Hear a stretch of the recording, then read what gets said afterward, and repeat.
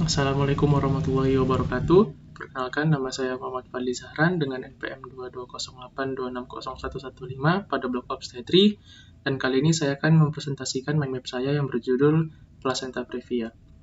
Pertama, kita mulai dari definisi terlebih dahulu. Yang disebut dengan placenta previa adalah salah satu keadaan di mana tertutupnya sebagian ataupun seluruh ostium uteri internum dengan placenta. Seperti yang kita ketahui bahwa placenta previa merupakan salah satu faktor risiko utama perdarahan pasca persalinan dan dapat menyebabkan morbiditas serta mortalitas pada ibu dan juga janin. Dan pada umumnya, sebagian kasus ini bisa ditegakkan pada awal kehamilan dengan menggunakan sonografi, lebih tepatnya dapat ditegakkan pada trimester kedua ataupun ketiga. Baik, berikutnya kita masuk ke klasifikasi dari placenta previa itu sendiri. Ada beberapa jenis dari placenta previa. Yang pertama ada placenta previa totalis ataupun komplit, di mana pada keadaan ini dijumpai placenta yang menutupi seluruh ostium uteri internum, dan pada jenis ini pula sudah jelas salah satu tindakan yang paling tepat untuk kita lakukan adalah dengan menggunakan seksio cesaria untuk bisa menyelamatkan nyawa ibu dan juga neonatus. Berikutnya, untuk klasifikasi kedua yaitu ada placenta previa partialis, di mana placenta ini menutupi sebagian dari ostium uteri internum dan di mana memiliki risiko perdarahan yang cukup besar dan biasanya janin tetap tidak bisa dilahirkan secara normal. Yang ketiga ada placenta previa marginalis, di mana kondisi ini adalah dijumpainya placenta yang tepinya berada di pinggiran ostium uteri internum, dan hanya bagian tepi plasenta yang menutupi jalan lahir dan janin bisa dilahirkan secara normal pada klasifikasi placenta previa yang tipe ini. Dan yang terakhir yaitu ada placenta previa letak rendah atau disebut dengan dangerous placenta, di mana pada kondisi ini dijumpai placenta yang berimplantasi pada segmen bawah rahim sehingga tepi bawahnya berada pada jarak lebih kurang 2 cm dari ostium internum. Baik, berikutnya kita masuk ke etiologi dan juga faktor risiko dari placenta previa itu sendiri. Untuk etiologi dari placenta previa sebenarnya tidak diketahui secara pasti untuk etiologinya, namun dari berbagai sumber yang saya baca itu menyebutkan bahwa salah satu penyebab terjadinya placenta previa ialah kebetulan saja blastokista menimpa desi 2 di daerah segmen bawah rahim. Kemudian untuk faktor risiko dari placenta previa itu sendiri adalah ada beberapa, seperti riwayat seksio cesaria, adanya riwayat kuratase, defek vaskularisasi desi 2, cacat atau jaringan parut pada endometrium oleh bekas pembedahan, contohnya seperti seksio, dan juga adanya tindakan kuratase. Bisa juga karena korpus luteum yang bereaksi lambat, dan ada karena konsepsi dan nidasi yang terlambat, dan bisa juga karena plasenta besar pada hamil ganda dari erythroblatosis atau hydrops fetalis. Kemudian kita masuk ke patofisiologi dari placenta previa itu sendiri. Untuk patofisiologi dari placenta previa itu dimulai dari berbagai macam faktor risiko yang telah saya sebutkan tadi. Bisa karena multiparas, usia ibu lanjut, gestasi yang multiple, persalinan sesaria yang sebelumnya, dan ada juga insisi dari uterus. Karena beberapa faktor risiko tersebut bisa menyebabkan placenta previa, di mana setelah terjadi placenta previa akan terjadi pembentukan segmen bawah uterus dan dilatasi oleh ostium uteri, sehingga serviks akan terbuka, dan terbukanya serviks ini akan terlepasnya fili placenta dari dinding uterus sehingga menyebabkan terjadinya pendarahan.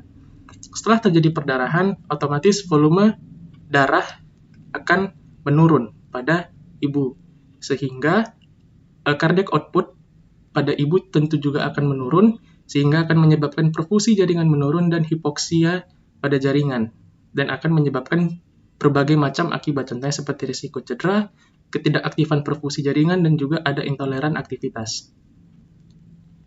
Baik, berikutnya kita masuk ke diagnosis dari placenta previa itu sendiri. Untuk cara kita mendiagnosis suatu placenta previa, bisa kita lihat dari berbagai macam gejala klinisnya. Salah satu gejala yang paling khas dari placenta previa adalah dijumpainya perdarahan pada kehamilan setelah 28 minggu atau pada kehamilan trimester ketiga yang bersifat tanpa sebab atau causeless, tanpa nyeri, painless, dan juga berulang atau yang bersifat recurrent. Kemudian pada palpasi abdomen, nanti kita akan jumpai janin yang belum cukup bulan, di mana nanti fundus uteri akan berada dalam kondisi yang sangat rendah, dan bagian terbawah janin itu belum turun. Dan biasanya pada keadaan masih floating. Kemudian untuk pemeriksaan in speculo itu sendiri, tujuannya adalah untuk mengetahui asal dari perdarahan itu sendiri. Apakah perdarahannya berasal dari ostium uteri externum atau dari kelainan serviks di vagina. Kemudian berikutnya, yang bisa kita lakukan adalah dengan penentuan letak plasenta secara tidak langsung, di mana tindakan yang bisa kita lakukan untuk hal ini adalah melakukan tindakan USG untuk menentukan letak plasenta dari ultrasonografi. Kemudian yang terakhir bisa kita lakukan dengan cara penentuan letak plasenta secara langsung, di mana dengan melakukan perabaan fornix, mulai dari fornix posterior, apakah ada teraba tahanan lunak ataupun bantalan antara bagian terdepan janin dari jari kita. Pemeriksaan melalui kanalis cervicalis, di mana nanti jari akan dimasukkan secara perlahan melalui OUI untuk meraba adanya jaringan plasenta atau tidak. Berikutnya kita masuk ke tata laksana dari placenta previa.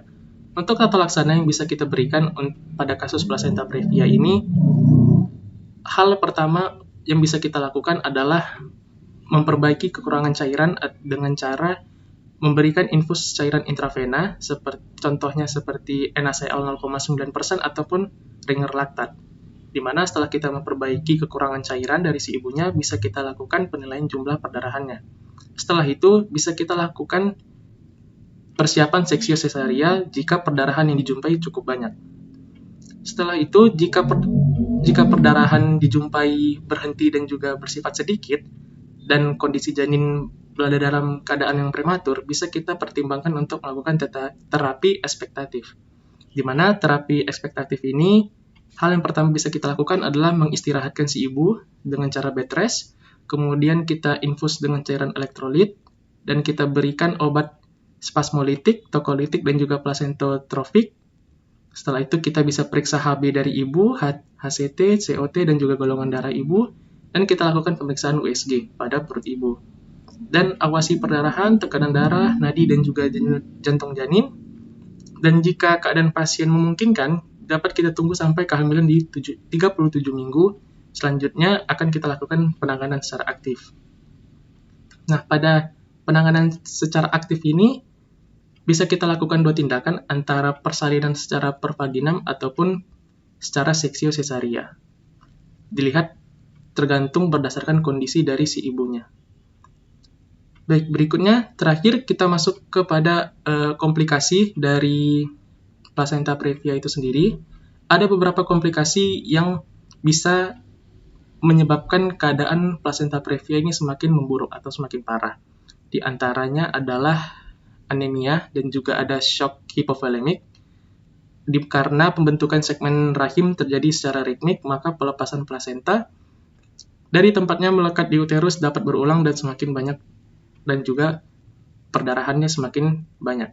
Kemudian ada placenta increta, di mana hal ini diakibatkan karena plasenta yang berimplantasi pada segmen bawah rahim dan sifat dari segmen ini yang tipis, sehingga trophoblast dengan kemampuan invasinya itu dapat menerobos ke dalam jaringan myometrium.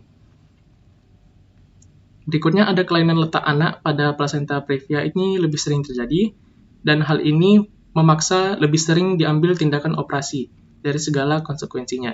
Dan terakhir ada kehamilan prematur dan juga gawat janin sering juga tidak terhindarkan pada kasus komplikasi dari placenta previa ini. Baiklah, mungkin itu saja yang bisa saya sampaikan pada presentasi mind map saya. Jika ada kekurangan saya mohon maaf, dan saya akhiri. Assalamualaikum warahmatullahi wabarakatuh.